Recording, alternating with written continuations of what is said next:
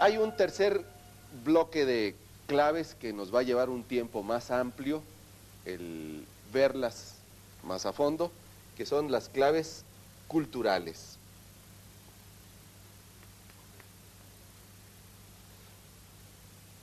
Mientras más conozcamos la cultura de la situación de Jesús, del pueblo de Jesús mismo, pues vamos a comprender mucho más una serie de cosas que si no las reflexionamos, no podremos seguirle la pista a la acción de Jesús.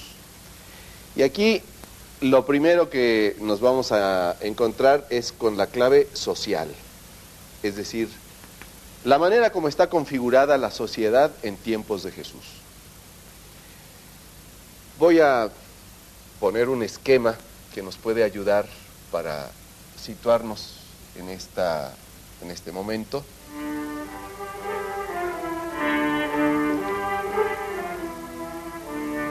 Supónganse ustedes que este círculo es lo que engloba al pueblo de Dios, al pueblo de Israel. ¿Quiénes son los que están dentro y cómo están organizados dentro del conjunto del pueblo de Dios? ¿Quiénes pertenecen al pueblo de Dios? En la parte superior, pero fuera de este círculo, nos encontramos como el grupo más poderoso a los romanos. Los romanos tienen todo el poder político, tienen todo el poder económico, el poder militar, pero los romanos no pertenecen al pueblo de Dios. En la cumbre del poder en el pueblo nos encontramos al Sanedrín, es decir, el grupo de los gobernantes de Israel, los 70 hombres que dirigían a Israel, entre los que están los sumos sacerdotes, están algunos escribas y están los jefes de las familias judías, los ancianos. Estos tienen todo el poder religioso, son los que mandan, digamos así, en cuanto a las leyes en Israel. Tienen también el poder económico, están aliados con Roma y Roma les ha hecho una serie de concesiones. Los ancianos tienen las tierras como concesión de Roma, los sumos sacerdotes son los que manejan toda la cuestión económica en torno al templo, aunque muchos de estos no son bien vistos por otros de los grupos, porque hay una serie de divisiones y de enfrentamientos dentro de los grupos judíos. Entre dentro y fuera, por tanto aquí abriendo un espacio, están los herodianos, es decir, la corte de Herodes. Herodes no era judío, Herodes era un idumeo y por tanto como extranjero se le tiene como alguien que no pertenece al pueblo de Dios, por más pretensiones que él tenía, incluso de ser descendiente de David. Pero están en la cumbre del poder político porque ellos están aliados también con Roma y del poder económico.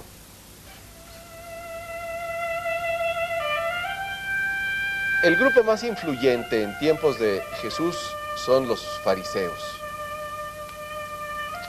Tendríamos que modificar algo nuestras ideas respecto de los fariseos, porque a ratos nosotros tenemos la idea de que son gente maligna, perversa. Son los mejores de este momento, los mejores del pueblo de Israel. Son la gente que busca apasionadamente cumplir la voluntad de Dios. Y que para poder estar seguros de que cumplen la voluntad de Dios, han elaborado un cúmulo enorme de leyes. Han hecho 613 leyes, 613 mandamientos, para que no haya absolutamente ninguna situación en la vida que esté como al margen de la voluntad de Dios. Y estos hombres, muy respetados por el pueblo, son los que norman la interpretación de la ley de Dios. Van a ser los enemigos principales de Jesús, a pesar de que Jesús, como la mayoría del pueblo, tuvo una formación farisea. Es la formación que predomina. Parecidos a los fariseos, pero más extremistas todavía que ellos, están los esenios, de los cuales no se habla en el Evangelio, porque viven aislados en el desierto, cerca del Mar Muerto, en el monasterio de Qumran, y ahí viven esperando el momento en el que Dios venga a reinar y se los lleve a ellos como el ejército de salvación que va a luchar en contra del mal para liberar a Israel.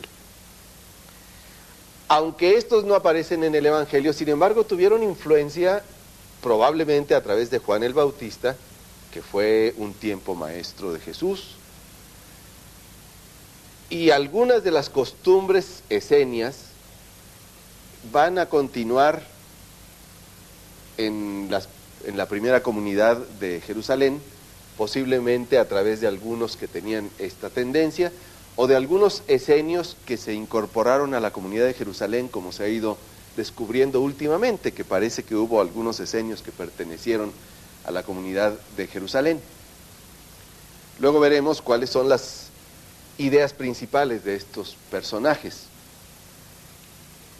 Luego están también una serie de grupos de resistencia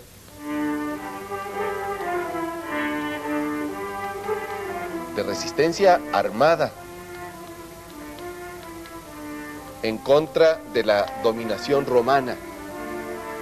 No están todavía organizados, no es el movimiento zelota que vendrá después, hacia el año 66, pero ciertamente hay grupos de resistencia en contra de la dominación de Roma.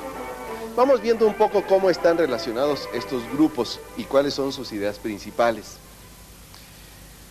En el Sanedrín influyen de manera muy importante los saduceos.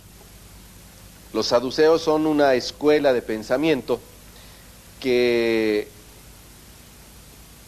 aceptan únicamente como palabra revelada de Dios los 5 primeros libros de la Biblia y son profundamente conservadores.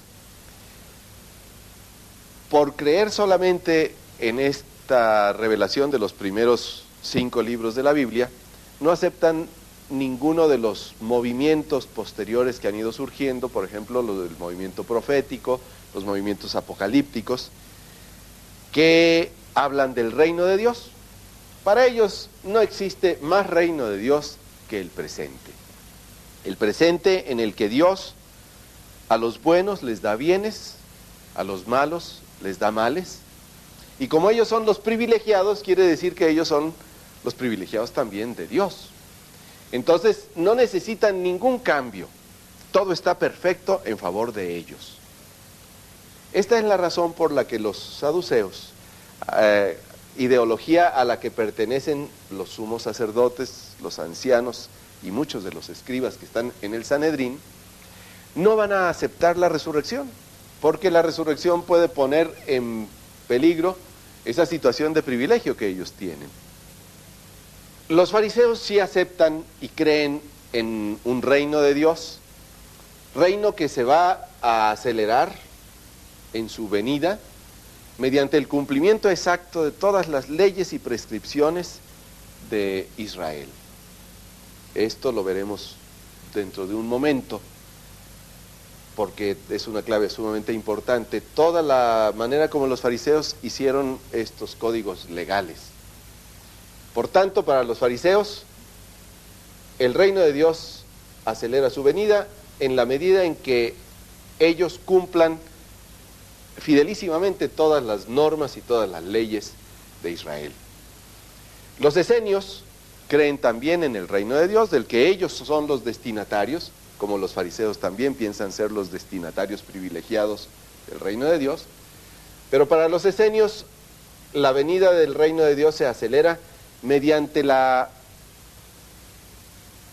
exageración, diría yo, del cumplimiento en una serie de purificaciones. Tienen que estarse purificando constantemente porque así es como Dios va a venir a reinar.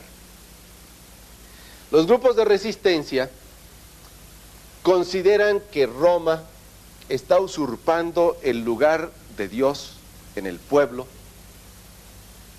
y está dominando sobre el pueblo sobre el que solamente Yahvé puede reinar. Entonces ellos consideran que para poder acelerar la venida del reino de Dios, tienen que hacer acciones violentas contra Roma para forzar de alguna manera la intervención de Dios. Es por tanto un movimiento político pero con raíces religiosas. Si resisten a Roma es por fidelidad a Dios, como ellos lo entienden. Estos que son así como los grupos privilegiados y son los que tienen el poder y tienen también méritos, desprecian de alguna forma a todos los de abajo. Por eso no hay así como continuidad entre este grupo y el pueblo que va a venir aquí a continuación.